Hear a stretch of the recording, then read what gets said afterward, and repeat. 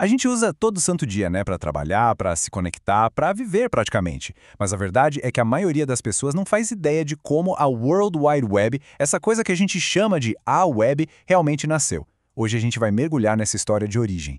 E para começar, vamos direto num ponto que confunde muita, mas muita gente. Internet e World Wide Web, é tudo a mesma coisa? Bom, a resposta talvez não seja a que todo mundo espera. Pensa assim, ó. A internet são as estradas, os cabos, toda a infraestrutura física que conecta os computadores do mundo. Já a World Wide Web, bom, a web é tudo o que passa por essas estradas. São os sites, as informações, os vídeos. Basicamente, a web é um sistema que roda em cima da internet. Uma coisa é a estrutura, a outra é o que a gente acessa nela. Essa jornada, na verdade, começou bem antes do que a gente imagina. A semente de tudo foi a ARPANET, lá em 1969. Mas foi só décadas depois que um físico britânico, um cara chamado Tim Berners-Lee, que trabalhava lá no CERN, começou a juntar as peças do quebra-cabeça que levaria à sua proposta histórica, em 1989. Mas o que fez ele ter essa ideia? O que motivou essa proposta? A resposta está num problema bem específico e bem frustrante que ele e todo mundo enfrentavam lá no CERN, a Organização Europeia para a Pesquisa Nuclear. E aqui está o X da questão, nas palavras do próprio inventor. A memória do CERN simplesmente estava desaparecendo. Pesquisadores geniais chegavam, faziam um trabalho incrível e, quando iam embora, todo aquele conhecimento valioso ia junto com eles. Era um vazamento constante de informação. Então, o cenário era de caos, um caos total. A informação até existia, estava lá, registrada em algum lugar. Só que ela ficava presa em sistemas super rígidos, hierárquicos, tipo uma árvore. Se alguém precisasse de algo que não se encaixasse perfeitamente nessa estrutura, nossa, boa sorte. Era como ter uma biblioteca gigante sem nenhum catálogo.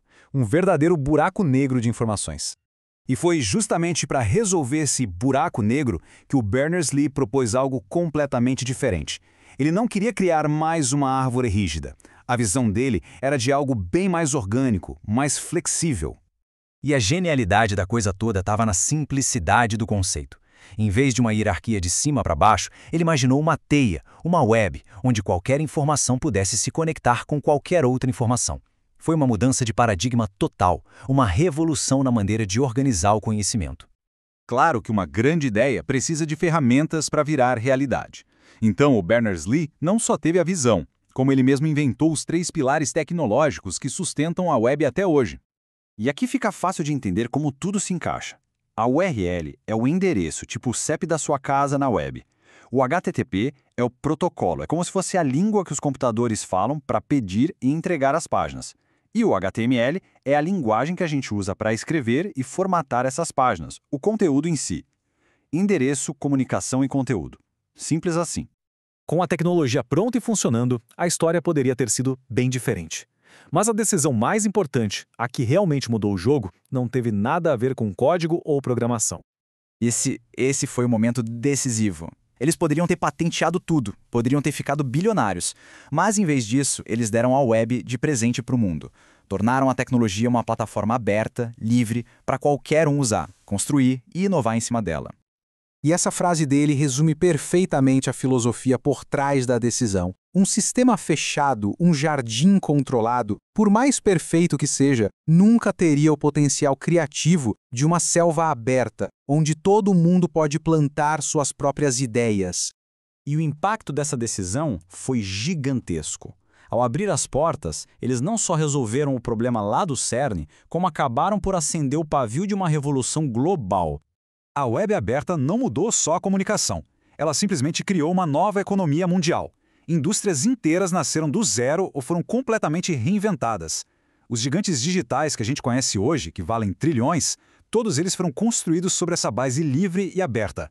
É impressionante. E o alcance humano da web é algo espantoso. A gente saiu de um sistema criado para alguns milhares de cientistas no CERN para uma plataforma que hoje conecta bilhões de pessoas, unindo o conhecimento coletivo da humanidade de um jeito que nunca se viu antes na história. Mas a história não acaba por aí, não. O próprio criador da web continua muito ativo, refletindo sobre sua criação. Com esperança, claro, mas também com algumas preocupações bem sérias sobre os rumos que a web tomou. Hoje, Uma das grandes preocupações do Berners-Lee é a centralização da web nas mãos de poucas e gigantescas empresas, o que, segundo ele, ameaça a abertura original. Ele defende que o acesso à internet seja um direito humano universal e, mais importante, ele nos lembra de algo fundamental. A web não foi feita só para a gente consumir conteúdo, mas também para criar e colaborar. E para fechar, fica essa provocação, uma reinterpretação das palavras dele mesmo. Ele uma vez descreveu a web como uma ferramenta de inovação, uma arma de construção em massa. A pergunta que fica no ar para todos nós é: o que estamos construindo com essa arma hoje? E o que vamos construir amanhã? A história da web, afinal, ainda está sendo escrita.